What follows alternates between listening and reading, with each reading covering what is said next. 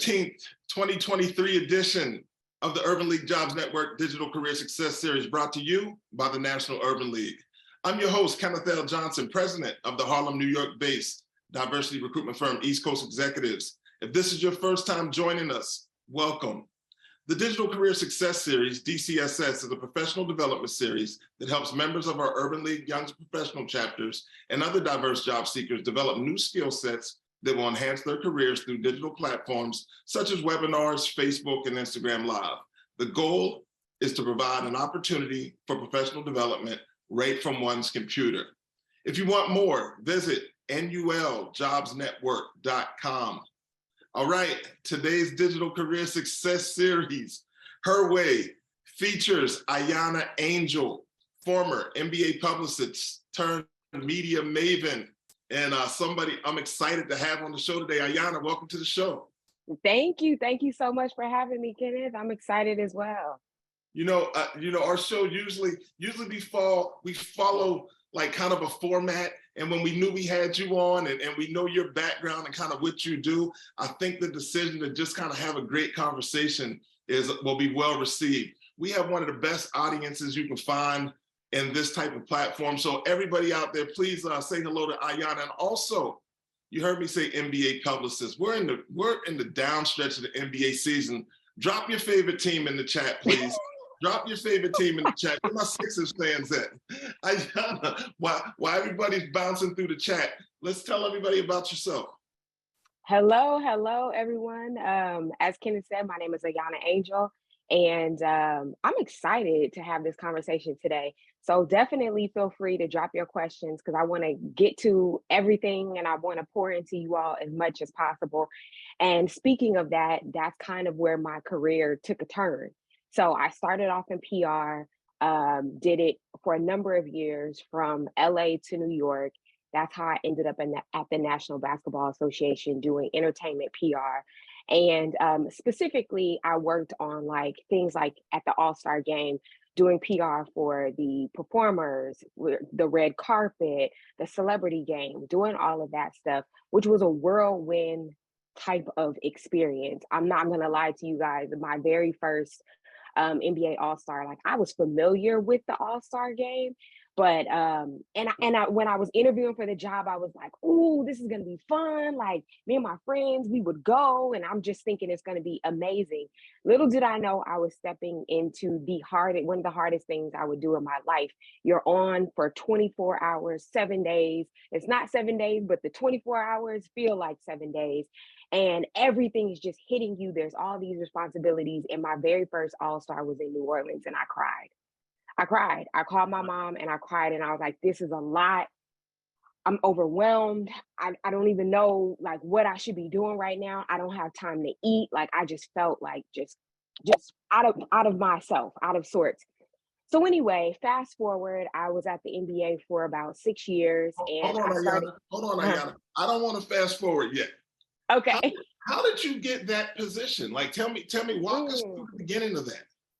Yeah, it's crazy because when I first moved to New York, I moved to New York and I was working at a PR firm based out of LA. And that PR firm had A-list celebrities, big name clients, did all the PR for all the major cool, hot stuff. So I transferred to New York with that company. Well, someone ended up quitting that company, someone who brought in clients and also then took a major client with them. Oh. And as a result, I was last in, first out, because I was newer to the team. The team in New York was small and they had to cut somebody because this huge client was now being cut from their budget. So I got laid off and I was feeling really unsure, but I knew that I had just started this journey in New York, and I wanted to stay in New York. Everybody was asking me when are you gonna move back to California? When are you gonna? I'm like, I'm not done with New York. New York is not done with me. We still have some business to attend to. So I stayed in New York. I was unemployed. It was hard. It was hard. It was definitely hard. I didn't know anybody, meaning I didn't have any family or any resources like that. And so I was applying for jobs. Came across this job online for the NBA. I didn't know anybody there, but I knew somebody who knew somebody. So I set up like an informational conversation with that person just to kind of understand what the company was about. Completely different department though. So there's really not much that she was able to do for me. But in any case, really when it came down to it, I got the job by seeing the job online and applying for the job. I interviewed for two positions at the same time and ended up getting one of them.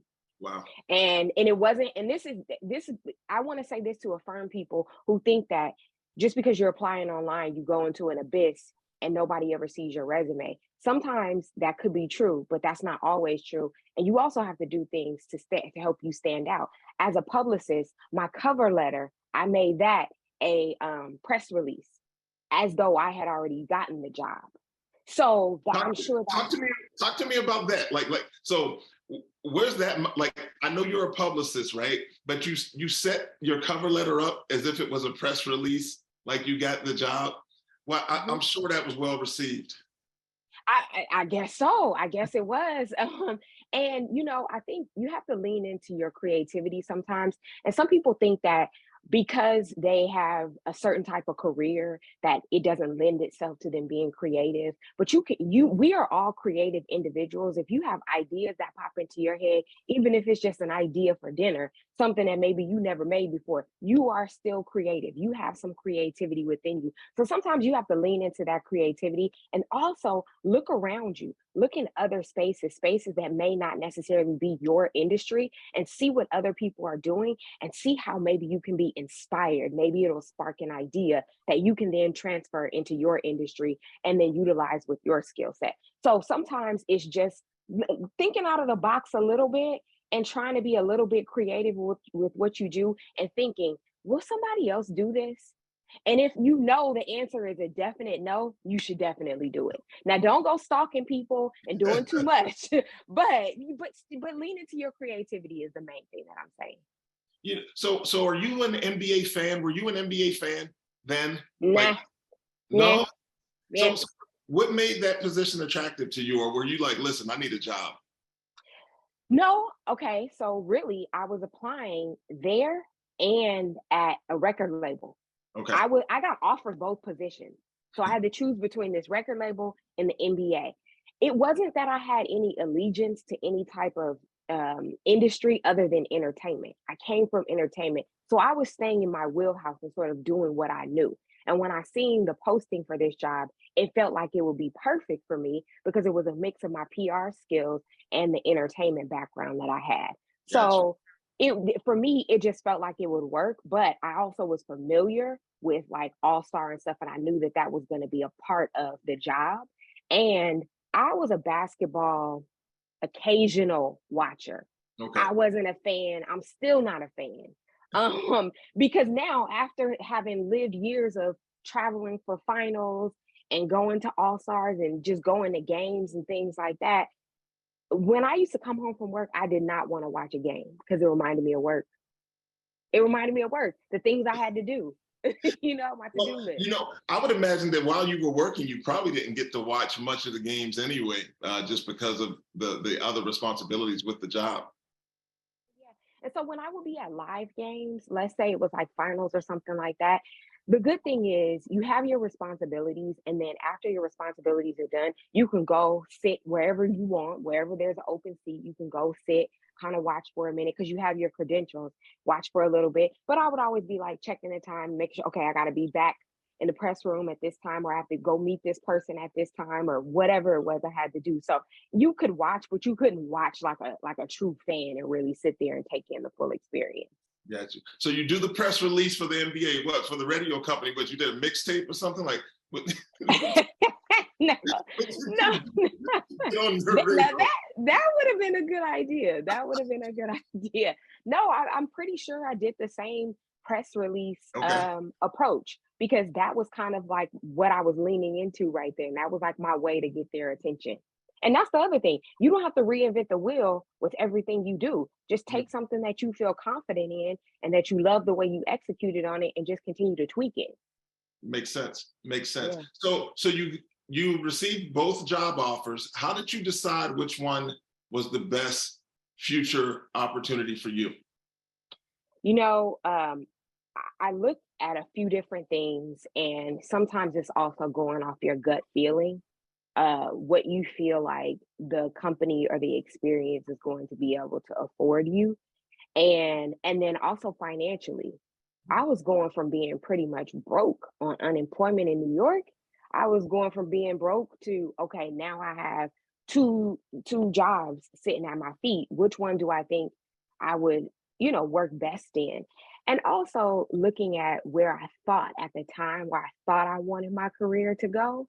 Obviously, that has since changed, but I knew that the NBA also had this name and this reputation that would serve me well. What I didn't know was that walking into that company, I was going to get the biggest learning lessons, the biggest training ground for being a business professional. Because you think of the NBA and you think of sports, you think of entertainment, you think of competition, you think of fun, right? But this is a business, and it is run just like every other business and corporation. And the level of excellence that was expected was beyond. Wow. And although I was a good employee, meaning like I came from good stock, I had good training, but this was still training like no other. And I got to do a lot of things that I had never done before. And I had a lot of responsibility, but you also there was an expectation that you show up and you present in a certain type of way. Like, just for example, a small example, an email comes in your inbox. Let's just say I'm prepping for All Star. I'm days out. I'm working late at the office and stuff. An email comes in my inbox. I respond to every email. You know why? Because I was working under the time of David Stern. We'd heard stories where someone emailed someone, that person didn't get back to them. Come to find out, that was a connection of David Stern's, and then he finds out that you didn't email that person back. That's trouble, because we are a business. We are there. So these are our customers. These are our partners. These are, our fans. All of these things. And if somebody needs help with something, even if it's not your area, your job is to problem solve and try to figure out how to help them, or at least push them in the right direction. So Sure. that stuck with me too. Yeah, so let's position this for everyone. So David Stern was the former commissioner of the NBA. So let's just say he's the CEO of the NBA. So you're speaking about people reaching out to you directly that have straight links or lines to the CEO of an organization, and how you Hmm. need to communicate and take every communication seriously, because you don't know Yeah, where it's coming from. And that applies in any job. absolutely, absolutely. Nowadays, it's sometimes it's disheartening when you cold reach out to somebody and there's a potential connection for something, but they never say anything back, not even as so much as I'm not interested. And I've even come across this now in this entrepreneurial career that I have, where, I've sent a proposal to someone that they came to me and requested my services, only to have them not respond to the proposal. That is so unprofessional. If you don't want to work with somebody, or if you have thoughts about something, say it. Say it. Take it, close things up, close the loop on things. Don't leave things open ended, because you never know who you may need and how things may circle back around. And now that person has an impression of you in their mind that you don't do good business. Because to me, I would never say that somebody does good business if they don't follow up and close the loop on a connection. Sure. So let's talk about this a little. So in the average career, communication is extremely important. But I think for you, I think it's fair to say you're a communications professional. Like, this is what Hmm. you do. So Hmm. Hmm. where did you acquire that skill set? How do you stay sharp within the space of effective communication? I would certainly say that it started from the beginning. Like, my one of my first internships was at a cable network, called the Game Show Network, and they taught me so much. That was a community there, all of the employees, and I started off as an intern, and they loved me so much that they kept extending it after I graduated. And actually, I'm lying. I'm misremembering. my first internship was at Showtime Networks, and that was through a program called the T. Howard Foundation based out of DC. And if anybody is looking for internships for your little brother, your little sister, your cousin, whatever, and they're in the communications field, definitely look into the T. Howard Foundation. That was a lifesaver for me at the time. I was one of the only interns on the West Coast. Okay. Everybody was East Coast, DC, New York based, and I had this internship at Showtime Networks, and they gave me a project that I had to finish by. It's called the T. Howard Foundation, and I had a project that I had to finish by the end of my summer internship. They had everything very well structured. I was in the sales department, sales and marketing, and the people there really took their time with me. They showed me how to be in people's face. Like they wanted me to take the initiative to go and set up meetings with all the senior leadership and find out a little bit more about what they did and how their role played into the larger organization and all those things. So I was pushed into communicating with senior leadership and really showing up as more than just a little intern who was going to get coffee for people and stuff. They never made me do that kind of stuff. They really pushed me to be a business professional for those couple summer months that I was there. So it really started there. And then every opportunity, actually the game show network job, that was a result of the T. Howard Foundation as well. They knew I was graduating and they said, hey, we have this position, this internship, do you want it? Boom, it rolled into my very first position.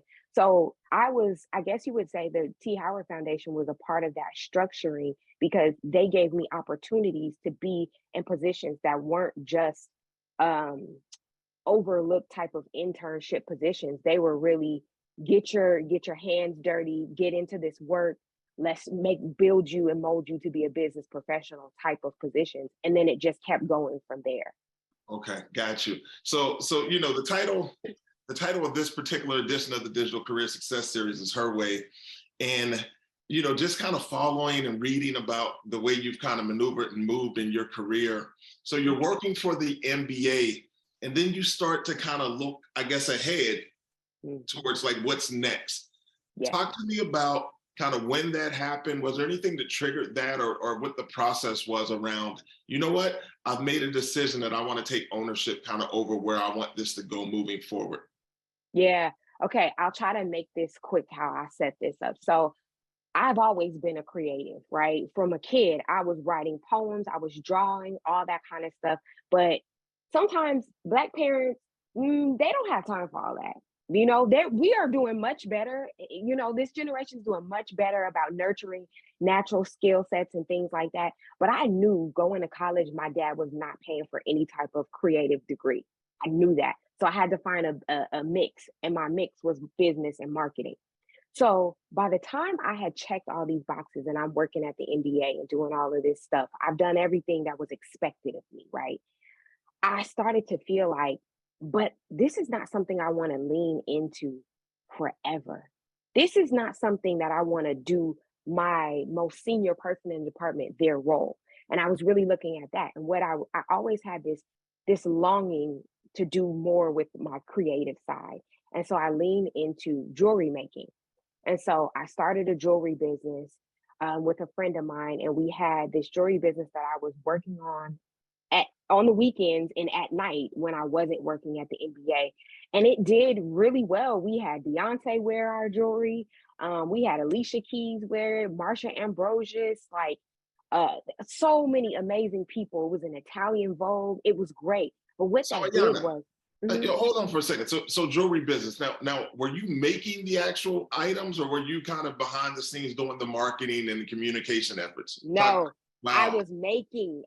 These earrings that Beyonce wore in this "We Like to Party." These earrings she wore in this video, I made those with my hands. They were leather with gold studs on them, and I made those earrings. And I remember running home from work to see the premiere of that video on BET. I'm pretty sure it was like 106 in Park or something, to see the premiere of that and just like, oh my God, those are I made those. She's wearing them. Wow. How dope is this? Yes. So that really sparked something in me to lean back into my creativity.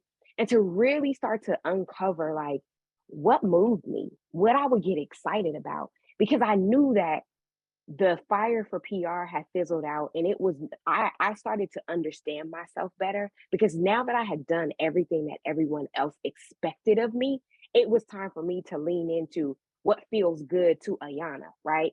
And I knew that PR, wasn't really aligning anymore with how I saw myself and how I wanted to be seen in the world. And I shared this with you before, Kenneth. It's like PR, you have to be on people. You kind of got to be low key annoying. You have to like really just be like chasing down the leads and things like that. And that just wasn't my personality. I'm more laid back. I'm more like, oh, you don't want the story? Okay, moving on to the next, you know? And that's not the best way to be in PR. And I don't think I'm an annoying person. So I was like, you know what? This is no longer mixing well with my spirit. Okay. I got to figure out what works for me and what's true to me. And the jewelry making felt really good to me. It also gave me my first glimpse into entrepreneurship, what that looked like. I love when I was able to take off for the day and go and be at a video shoot or a photo shoot, or go to the showroom and see my jewelry there and stuff like that. And so it really also introduced me to people who were carving out their own lane and doing well at it too. And it just kind of gave me that fire, like, you could do more. There's so much more in you, but like, are you just gonna sit on it and let it just lay dormant here forever and always wonder? Or are you gonna do something with it? So then that sparked me to start taking classes. I'll start taking all types of classes while I was working, just to figure out what would light me up, what I would be drawn to, what I would be interested in, and what could maybe uncover something that I didn't even know about myself. So I would highly suggest that people lean into whatever your interests are, lean into it on the side. Start taking classes, and not just show up and decide, oh, okay, I'm gonna be an entrepreneur. I want to do this, I want to do that, and then just start doing it. Really research it. Really get some intern for somebody. You know, really get some skin in the game so you can understand and feel what it really is that you think you want to do next. I feel You like know, something you want to say. yeah, I love that. And I'm wondering, I'm just curious. So when you decided to get into the jewelry business, now I know when you came to the NBA, you kind of networked through and you were speaking to people that weren't even in the department that you wanted to work in. So you were kind of expanding your network and getting some intel. When you decided to, I guess, let's say switch and move towards your jewelry company aspirations, who were you speaking to? Were you speaking to jewelers or speaking to people that have a creative business that were able to give you feedback on kind of what to do and what to look for? You know, to be honest with you, I have never had a real mentor. I've always just kind of made my way, and I've had different relationships that have poured into me, but there wasn't anyone that was like guiding me, or that I went to and said, "Hey, you're doing this. How can I do it too?" Because at the time, there it, there was a lot of emerging talent in this space, but it didn't look probably how it looks now. And so I would say the person that I was going to the most to get insight was my publicist at the time. He was doing, yeah, funny enough, he was doing all of this jewelry and fashion PR. His name is Purvis Ross. He was amazing at it. And he was the one that was really pouring into me and my business partner about what the industry standards were, the things that we needed to be doing, what the business looks like, and all of that stuff. So those were the type of people that I was speaking to, people that I had just natural connections and relationships with. Okay. Okay. All Yeah. right. So let's go here. I want to speak about this, and I think I want to spend some time in this space. So switch, pivot, or quit is created. Mm-hmm. How that happened, where that come from, and I Yeah. love these photos, by the way. I know our producer Dory Brown had commented on the photos. Great photos. You always look like you're Thank having you. so much fun, so I can appreciate that. So talk to us about the whole process. Like, what's the switch? Tell Hmm. us about the pivot, and then just the decision on quitting or quitting. Yeah. So it's funny. When I was in my last days of working, in sports entertainment PR, I was really leaning into what am I going to do next and trying to figure that out. And, a lot more of us right now are into self discovery, self understanding, and just kind of trying to be more intentional with the things that we do. That kind of self work, it wasn't really at the forefront for me like that then. It wasn't the buzz that it is now. So this was me just following what felt natural to me, trying to find resources that would pour into me.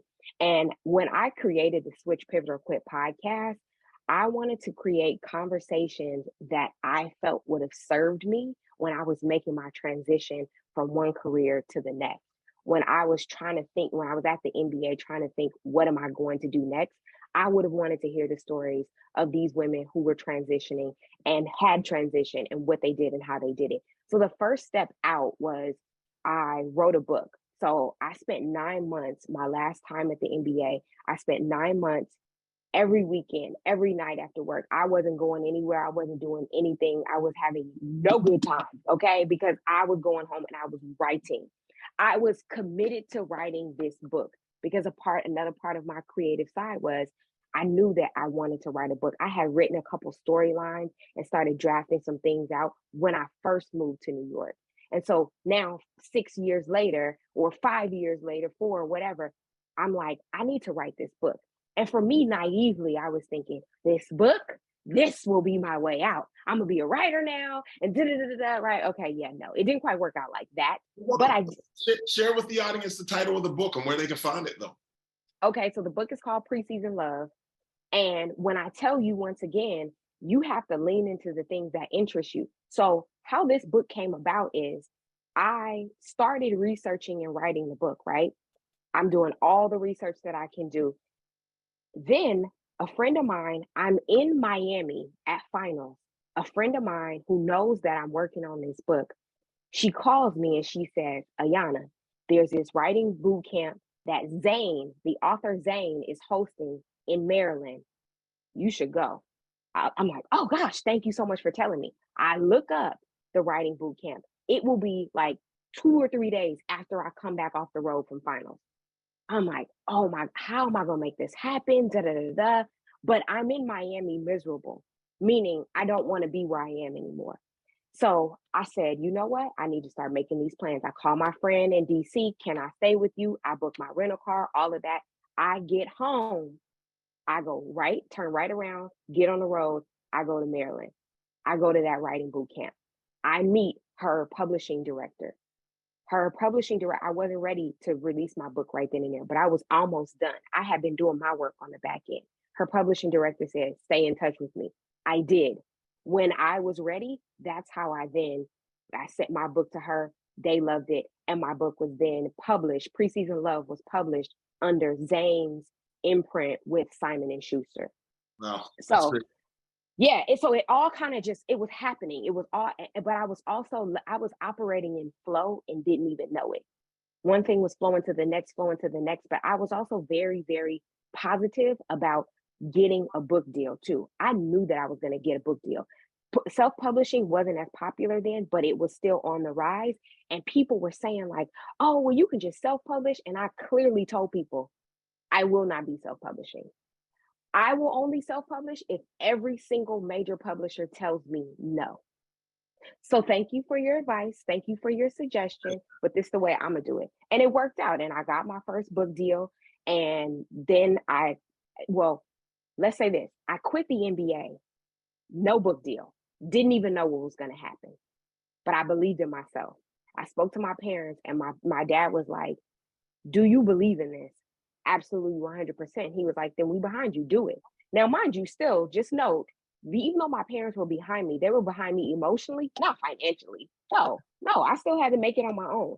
So quit, then finished the book. 4 months later, got a book publishing deal, moved to London, lived there for about 4 months. I remember getting the final copy of the final proof of my book cover when I was in Madrid, Spain, in this little single person hotel room. And I was just like, I'll never forget this moment. I will never forget this moment. It was amazing. Come back to the States, do a book tour. Everybody is inquiring, like, how did you do this? Because People weren't doing this at this time. Everybody thought I was crazy for leaving this company that people would love to work at. And so then I get this book publishing deal. Now I'm having this book tour and I'm just doing my thing. And people are just like, how? Like, what? And for me, I wanted to not only, I wasn't so much concerned with sharing my story. I wanted to just share by the Switch Pivot or Quit podcast creating it. I just wanted to share how you could do what you thought you couldn't do, how you could mix your life up and change things. So when you were laying out the business plan, like basically in writing the book, your back end plan was always to have a podcast kind of off of the book. No? Nope. All right. Talk to me about how that thought came about. And let then, me tell you something. And then how that turned into you uplifting and supporting the careers of other women. Yeah. Let me tell you something about me, Kenneth. I make decisions and I move. Okay. I'm not, sometimes I tell some of my friends sometimes, you too slow to move. You gotta move. You gotta move. You gotta try things. You gotta do things. If it does not work, now you know. On to the next. If you are always contemplating and planning, you're gonna plan yourself right into paralysis and you will never bust a move, you'll never do anything. And then you'll be looking around you like, how did they do that? Because they did something, they took some type of action, right? So for me, I was just concerned about writing this book and letting that be my segue to my next thing. Once I wrote the book, I started realizing the feedback was in such a way that maybe I was doing something different for people, a little abnormal, and they wanted to understand it. So me then creating the podcast was a vehicle to help other people. That was it. And the only reason that I created the podcast is because that felt like a medium that was approachable to me. Clearly, I like to talk, okay? And that felt like a way that I could have conversations that would serve other people and be the conduit to those conversations, but also find like maybe something else that moves me at the same time. Because I was also realizing that just sitting in a room writing wasn't going to work for me. I'm not going to be sitting in a cabin for, 8 months out of the year writing books. That's just not, that's not my thing. Yeah, that's not me. It's not me. So this was a nice marriage of the things that I had done and knew up until that point. But what I also didn't realize was that some of my skill sets that I had gained from my PR and marketing career would then serve me in this podcasting space. And then I leaned into that. And that's how we got to where we are now. And those transferable skills are always important. As you've right. kind of navigated the podcast space and you've done these interviews and you've communicated and probably done a lot of research with other podcasters about how to be effective, just from a conversation as we're looking, it's Women's History Month, and as we're talking about women in careers and kind of how they move forward, even past any of the obstacles or biases or, just things that happen that make you believe that you can't do it. Is there a general theme that you've kind of sensed from women entrepreneurs and or women that are looking to move their careers forward in some type of way that may be holding them back or maybe advancing them? That's the other side of it. Like, what's the general theme on both ends? So I feel like the theme for advancement is the action.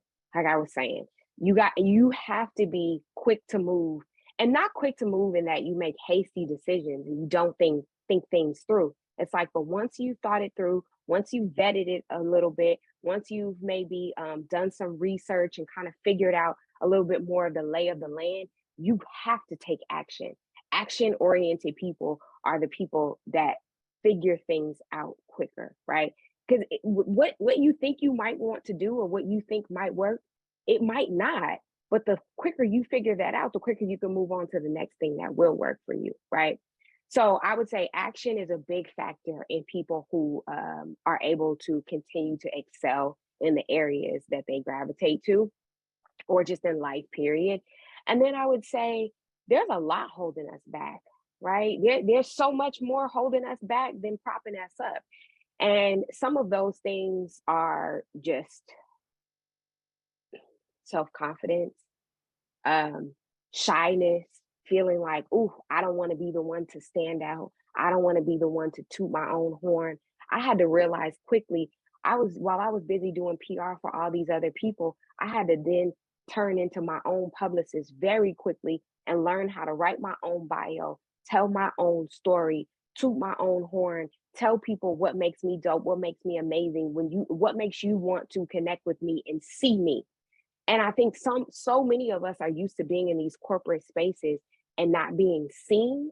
And I was the same way. I was overlooked a lot.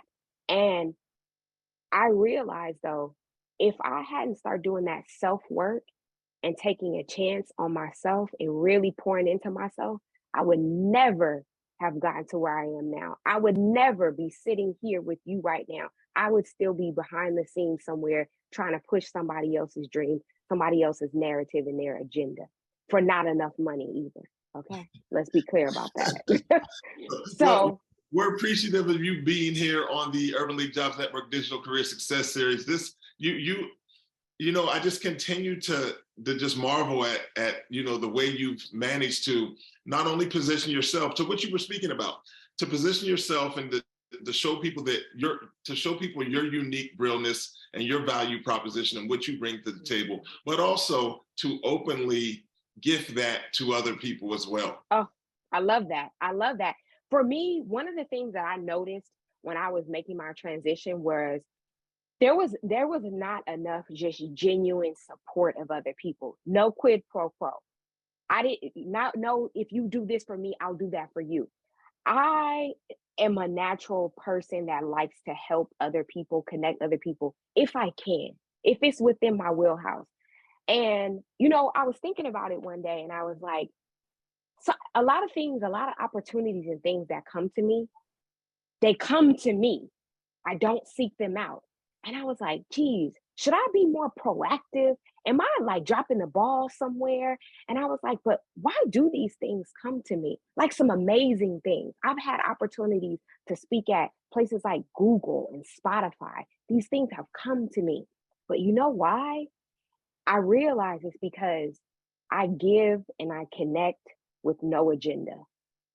I have gotten people jobs at some major companies, but I wasn't getting them the job so that they could then get me a job or give me a discount or hook me up. No, it was because I knew the person or I knew what to do to help them.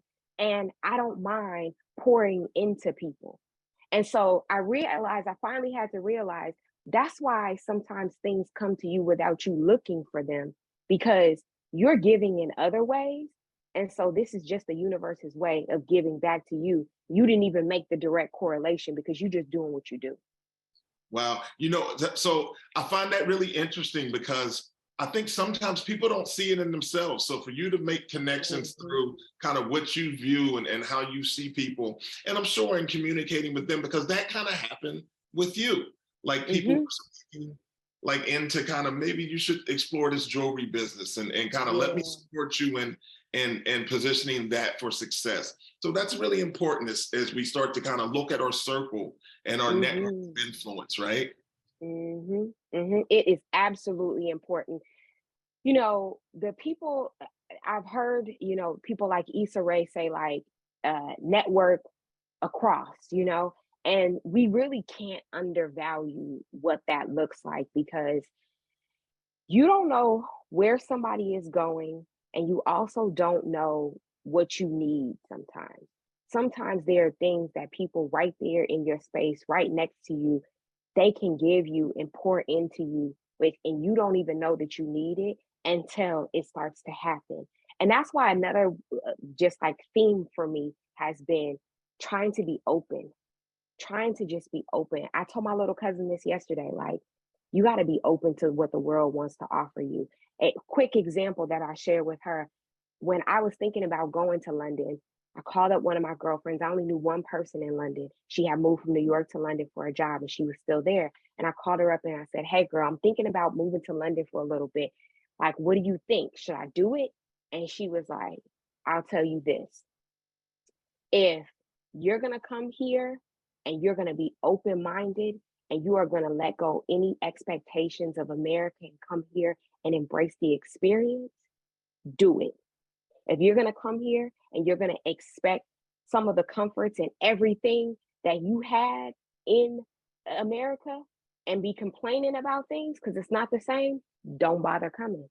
And so I look at so many things like that now. Like you have to be willing, open minded, and able to lean into the things to get the best from it. And if you're not willing to do that, you need to figure out why you're not willing to do that, right? You need to work through that. You might need to go get you a therapist, talk through that, understand that, okay?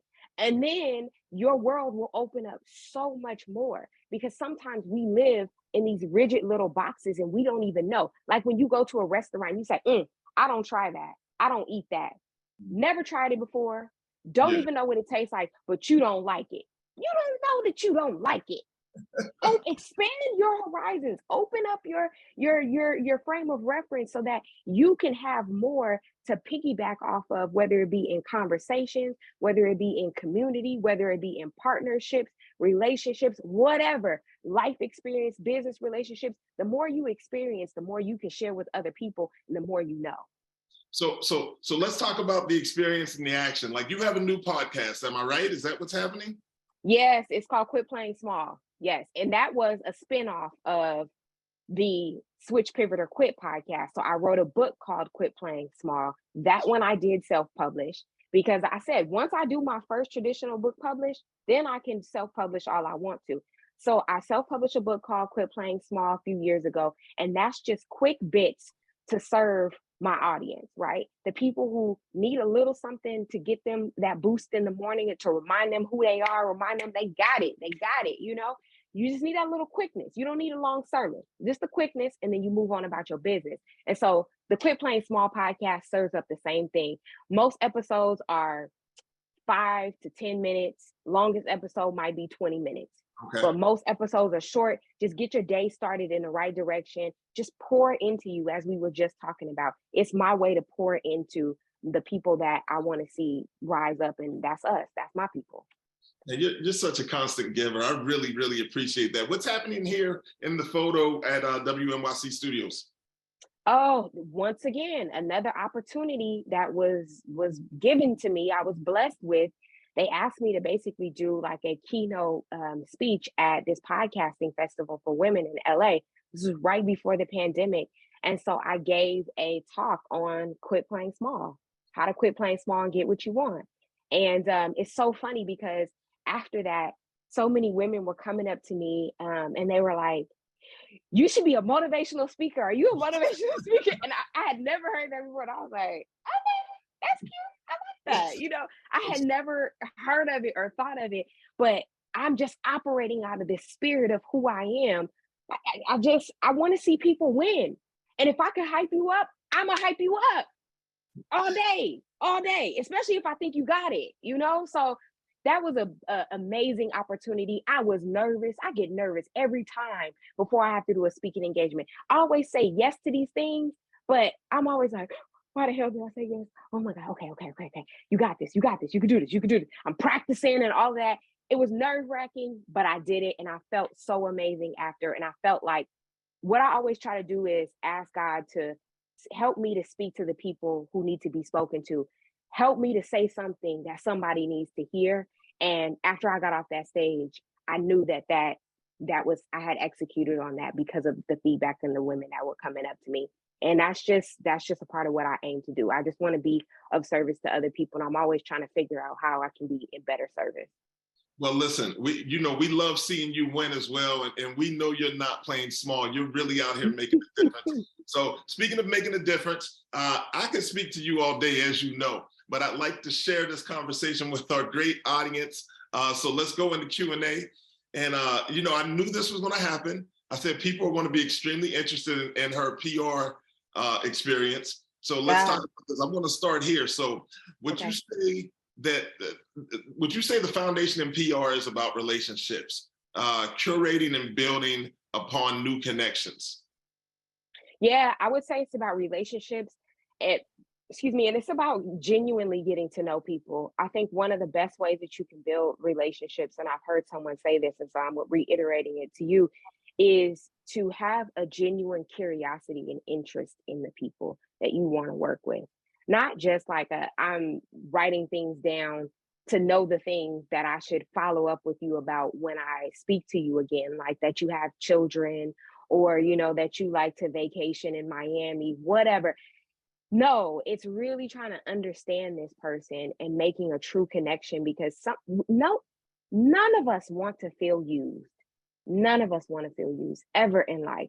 So the more that we can have a genuine interest in somebody and really talk to them and connect with them on a human level first and not a business level first, the more that they will see your heart and see how you are vibing with them, and they'll feel your positive energy, and then the connection will just flow and it'll be more natural.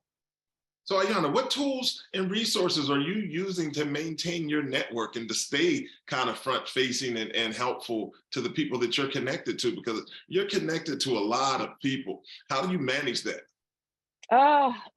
One of the things that I recently did is I created an opportunity for some people in my industry to get together once a month.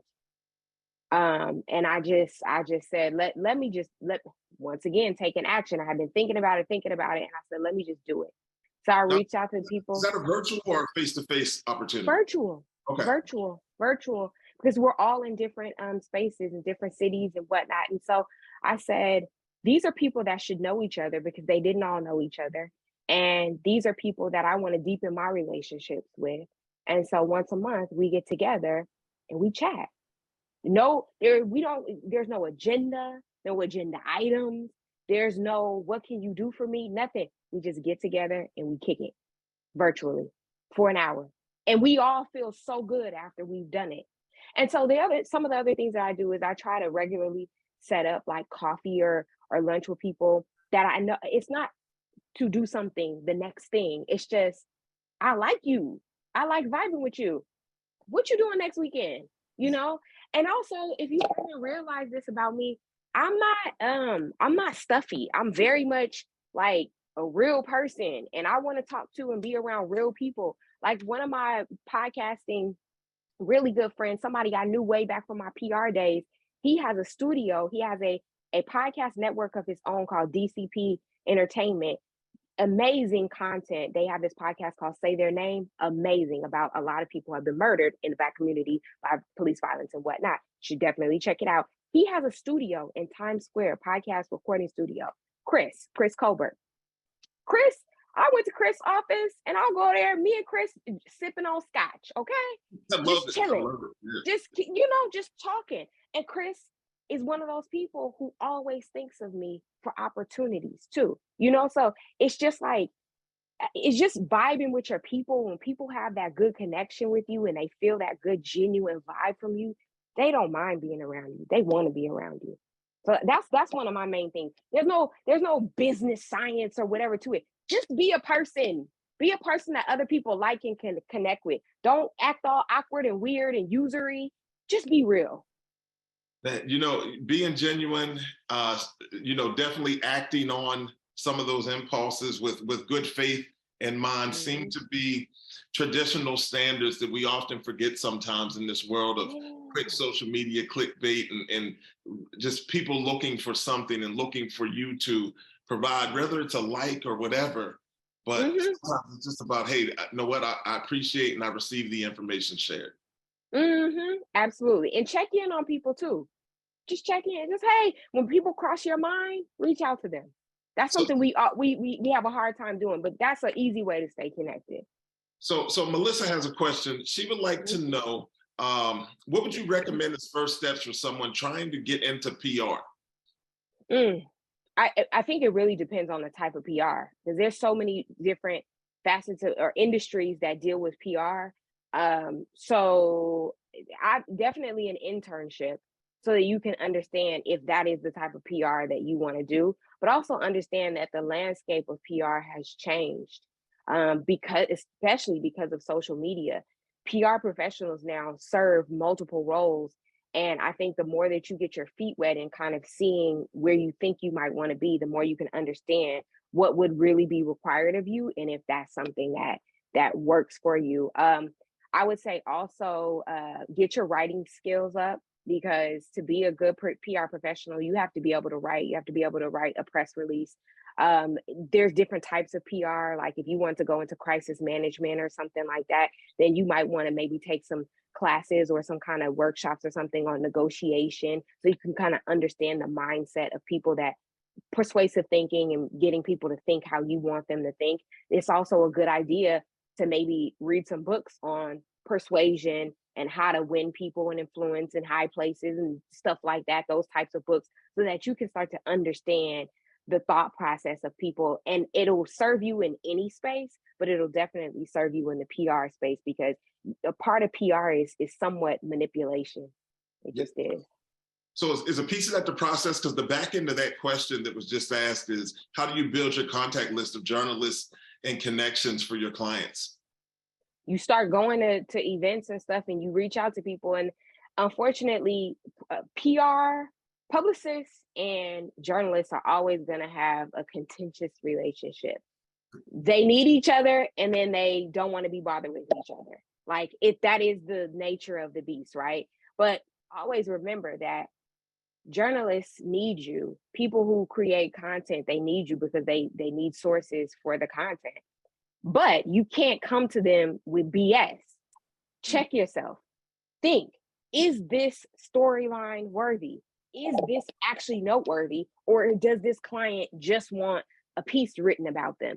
You have to be realistic. Yes, these journalists need information and need content, but they need good information, good content. And there's even more pressure now to get those clicks, right? So they're not going to just put something up because you asked nicely. They're going to put something up that they think their readers would genuinely be interested in and naturally, quickly click on. So you have to ask yourself and vet that potential storyline and see, like, would I click on this? Is this click worthy?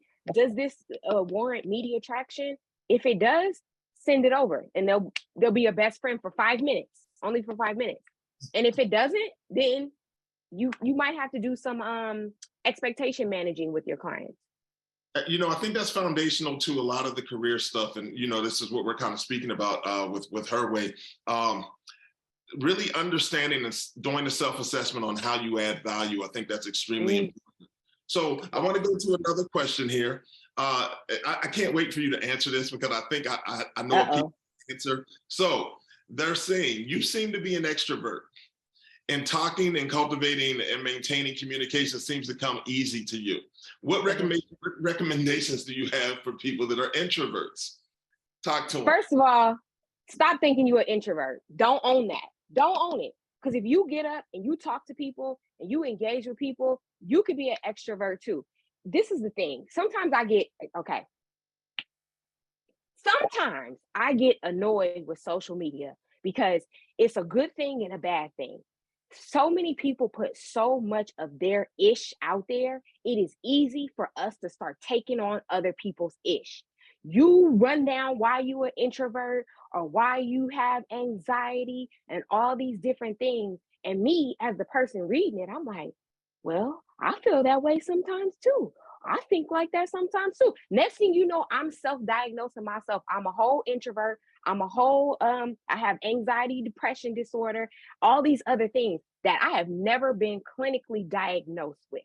So sometimes we have to be our own manager of what we allow into our space and into our minds. Because if you start bringing it in, exactly like somebody just said, as a man thinking, you start bringing it in, you start owning it and taking ownership of it.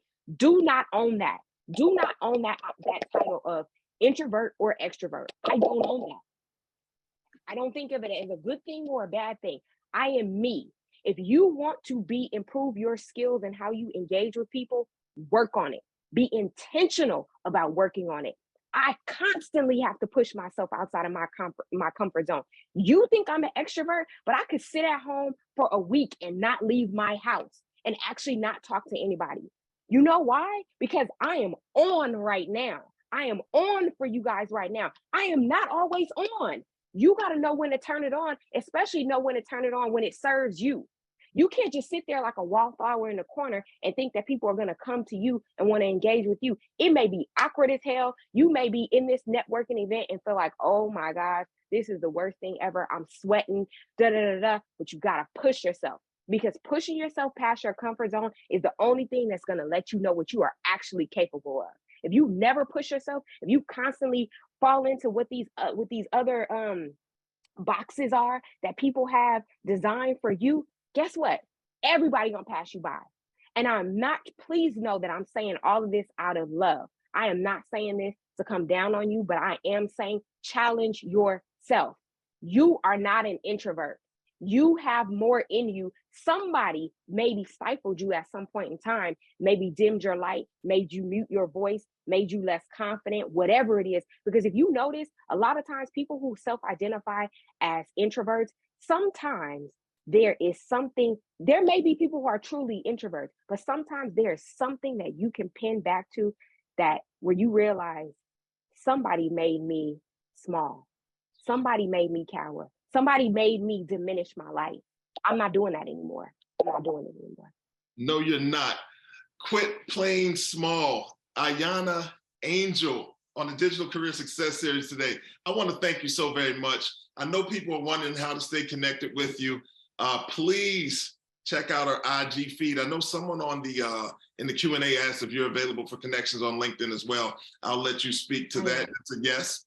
Yeah, you can definitely connect with Ahiana on LinkedIn.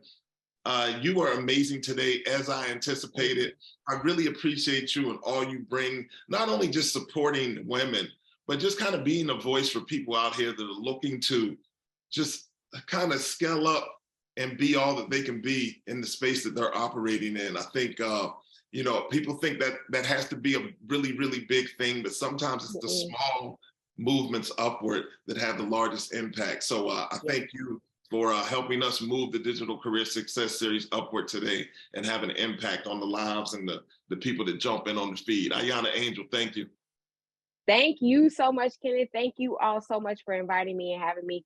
And I wish you all nothing but the most success, abundance, and get out there, do the things, and take action. Take action. That's my theme for today.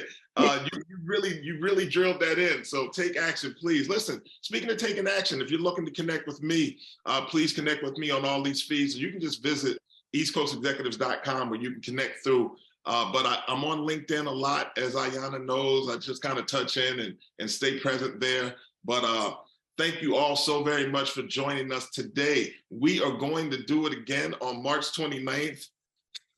I'm excited about this one. Both of these people are amazing. We have Ariel Ellis coming through. We have Vidette Coleman Robinson. Listen, they are going to speak about nobody being perfect. We are continuing our Women's History Month series with two dynamic women discussing Black exceptionalism and how it can take a toll on your mental health in the workplace. Again, Vidette Coleman, Ariel Ellis. This is going to be special. Speaking of special, join us, jump in the chat, just say thank you to Ahiana Angel. I'd like to thank the National Urban League team, the Urban League Jobs Network team, Dory Brown, Wanda Jackson, leading us along the way, and the entire team over there that makes this special. Please come back March 29th, 12 p.m. Register now. You do not want to miss Nobody's Perfect. Ahiana, thank you so very much. I'm gonna see you running around Harlem sooner or later. Yes, absolutely. Thank you all. Thanks to the team too behind the scenes. Take care.